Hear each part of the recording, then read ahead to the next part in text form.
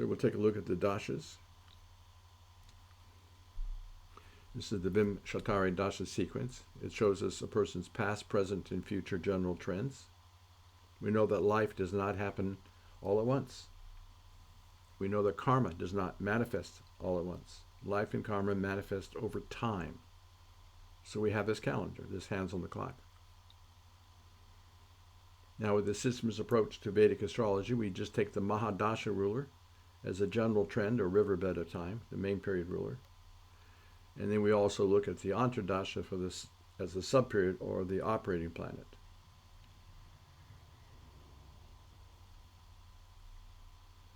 Now some astrologers will not be content with just the Vimshatari dasha sequence. They'll use 2 or 3 different dashas. And they're not content with just using the Mahadasha and the Antardasha. They'll go 3 levels deep, 4 levels deep, and 5 levels deep. And they won't be content with just reading the chart from the ascendant or rising sign. They'll read it from the moon sign or the sun sign. And maybe they count houses from houses, the Bhavam technique.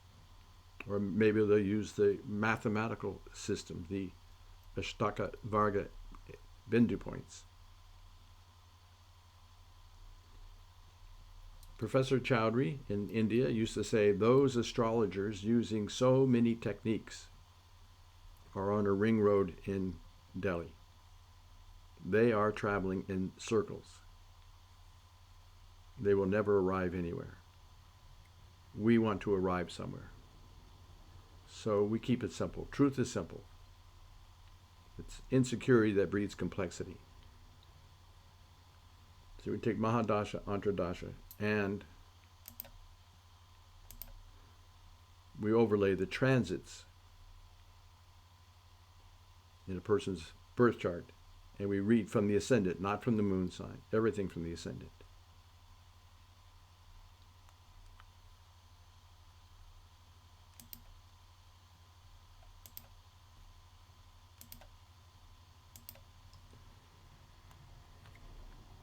So we've already discussed some of this.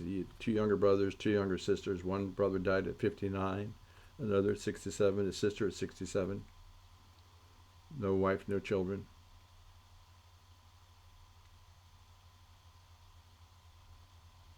I think his health issues were connected with Rahu and Ketu afflicting the sun. I'm glad that Rahu and Ketu are not around 16 degrees, because then they would be afflicting 6 of the 12 houses. You check any chart. If Rahu and Ketu are within a 5-degree orb or less, especially 3 degrees or less of a person's most affected point, their rising sign degree, then that person will have a dark cloud in 6 of their 12 houses, because Rahu and Ketu throw aspects 5, 7, and 9 houses from where they sit.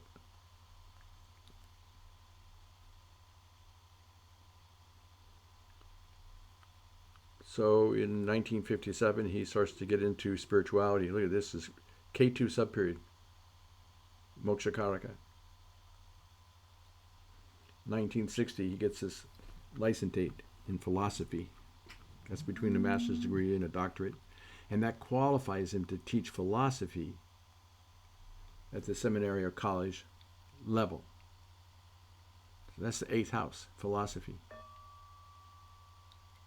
The program emphasizes critical thinking, scholarly research, and a comprehensive knowledge of philosophy. So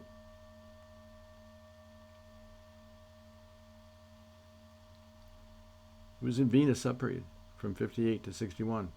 He got that in 60. Venus rules education. Where is it? In the house of research.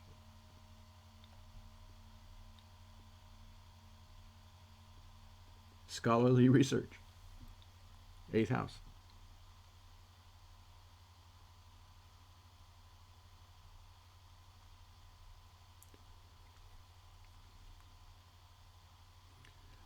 Archbishop of Buenos Aires in 1998.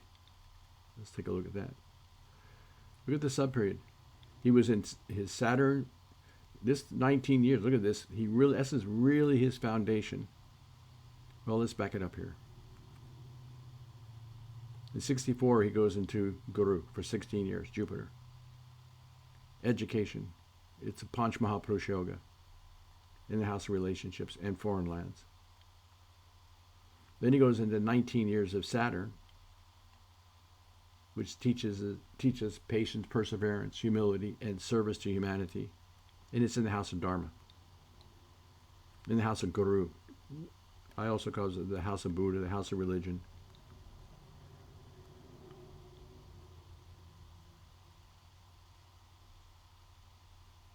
So he was in a Saturn main period and a Jupiter subperiod. And that's when he rises very high as the Archbishop. But he's known for his personal humility, doctrinal conservatism, his commitment to social justice, simple lifestyle. He lived in a small apartment rather than an elegant bishop's residence. He used public transportation. He cooked his own meals. Now, he held clerical positions, Jupiter's religion, clerical, in Spain, Ireland, Germany, Italy. 7th house, comforts living abroad.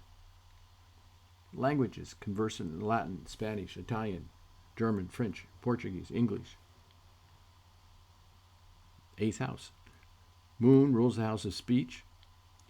Venus rules education, and then the house of research and languages. 8th house is also languages.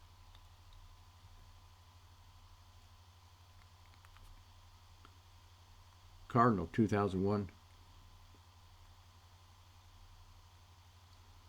He went into 17 years of Mercury. And Mercury blesses the house of relationships and blesses the house of self. He becomes messenger.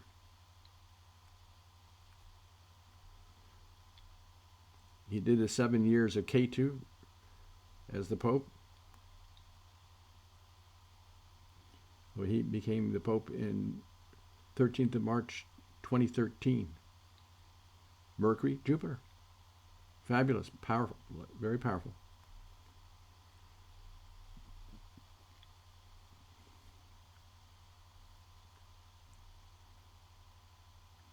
He had just finished his 7 years of Ketu. In October 2023, and then he went into Shukra main period, Shukra Antardasha, Venus main and Venus subperiod. He never got through that. Double Venus. Where's Venus? Oh, it's in the 8th house. 8th house is also known as Randra, vulnerability, transformations, accidents, setbacks, disappointments, obstructions, and death-like experiences.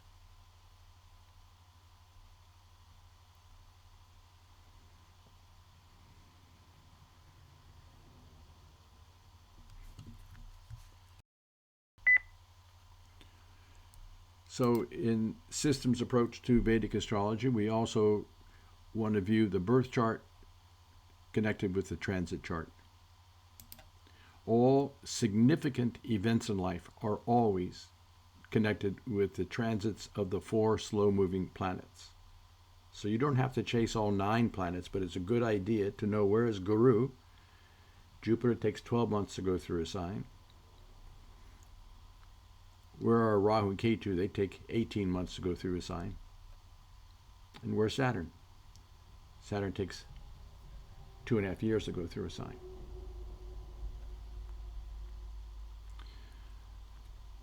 Now for Gemini rising signs, Jupiter since April 2024 has been in the 12th house. If you recall, I said there are 3 houses that are not favorable: the 6th, 8th, and 12th. So for all you Geminis out there, anytime any planet is in Scorpio, Capricorn, or Taurus, that planet will be weak. We'll take this Jupiter at 27 degrees, slide him over here. He entered the 12th house, which is end of life. It's losses, expenses, separation, hospitalization.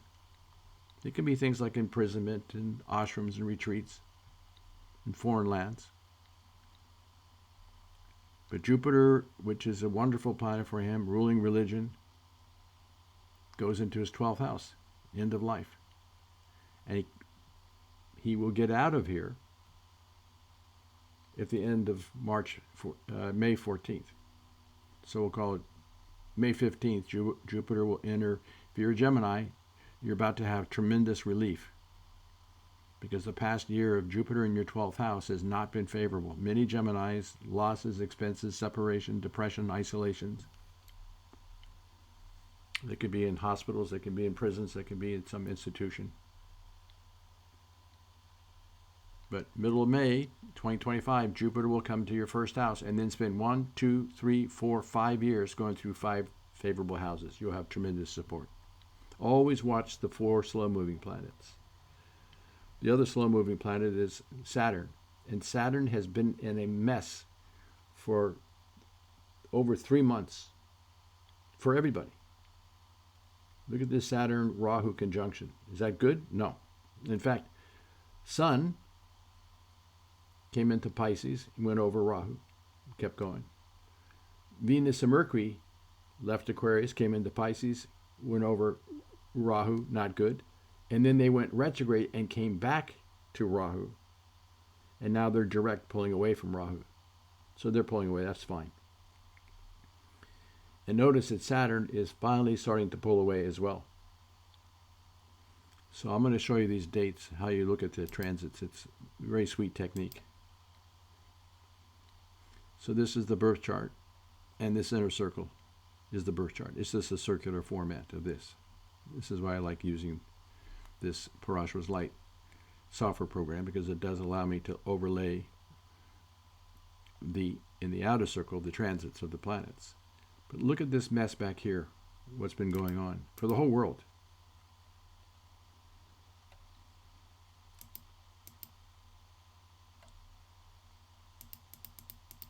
So here's now, look at this Saturn. Look at this mess here. Saturn's coming up to Rahu. Sun just went over. Mercury, Venus, retrograde back here. Look at this. This is April 2nd.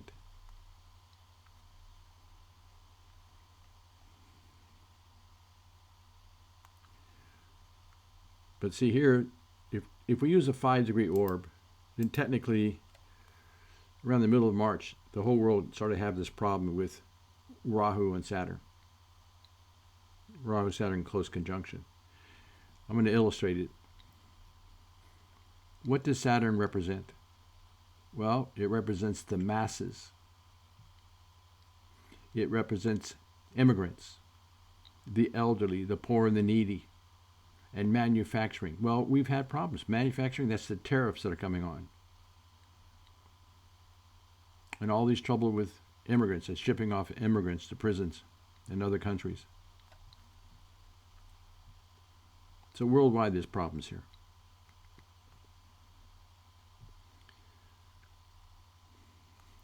By the way, in 2020, transit K2 was on top of Saturn for 7 months. And by the end of it, that's when we had COVID. This year we have transit Rahu and Saturn, and we got measles. But my point is, we have problems here with when Rahu and Saturn are close together. So that started in the middle of March. And look at this. This is early April.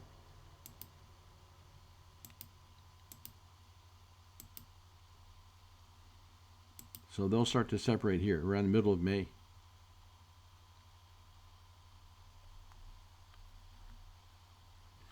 So watch Rahu and Ketu when they get on some planet, especially a slow-moving planet, and they're close for many months. That's when we have a lot of trouble. Whenever Rahu and Ketu go stationary at a particular degree, it causes trouble for up to 3 months at a time, worldwide. So this year, Rahu and Ketu went stationary at 3 degrees on January 31st, and then they didn't budge. So that's January 31st. This is March 2nd. This is April 1st. So it's all of February, March, and April. And then they finally move in May. I always like to give them a little extra time to pull away. That's around May 15th would be better. And by June 1st would be better even.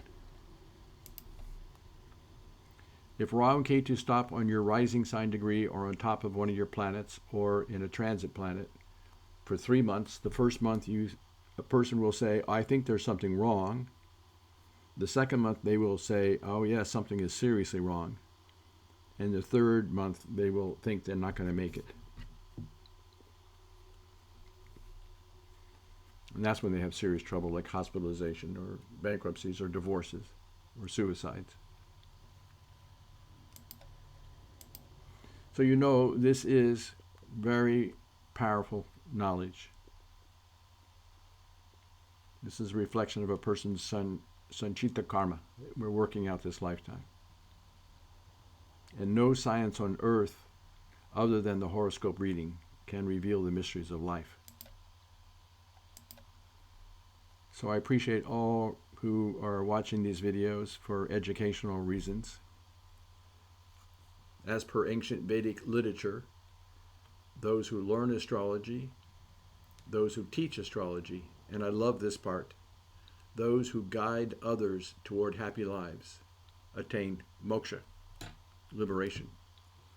And in fact, in the Brihasamhita, it says, those dedicated to the learning and teaching of astrology are not assigned to the hell, H-E-L-L. On the contrary, he or she, achieving salvation, go to Brahmaloka, the abode of the gods.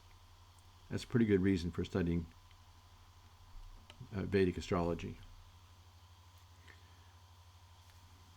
And according to the ancient Dharma Shastra, Manu Smriti, it says that royal persons should consult astrologers. This is why this has come to be known as Raj Vidya, R-A-J-V-I-D-Y-A, royal knowledge. So continue your studies. Especially, I would recommend you study only the systems approach to Vedic astrology paradigm. Professor Chowdhury and his son K. Rajesh co-authored 16 books together on the systems approach. And their systems approach to application. So one is on profession, one is on health, one is on marriage, one is on children, one is on transits. So study the systems approach and you will have a very powerful, accurate, relevant, contemporary paradigm for reading horoscopes that you can use around the world and proceed with confidence and courage with your readings.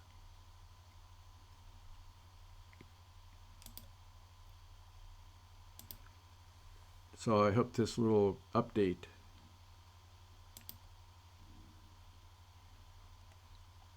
and the view of the chart here for Pope Francis, I hope this is helpful to you. So I admire his efforts. Nobody's perfect. There was conflicts from time to time. I think the Rahu Ketu on the sun caused trouble because sun is the authority figures in the government. And his own self-initiatives and self-efforts, his highs and lows, material life versus spiritual life. But I think he did bring a lot of light. I think he was well-meaning and he wanted to help others. That Saturn in Aquarius in the house of Dharma. And this is a sterling Jupiter. Yeah, some will argue, oh, it's combust, but it's fine. These two are friends in this chart. So Sun is the king. Jupiter is the Pope. It's religion. So it doesn't matter. There's some exponential growth for Jupiter. Lots of education and lots of religion. I wish you and your family all the best in health, happiness, peace, and prosperity. Loka samasta sukhino bhavantu. May all beings everywhere be happy and free.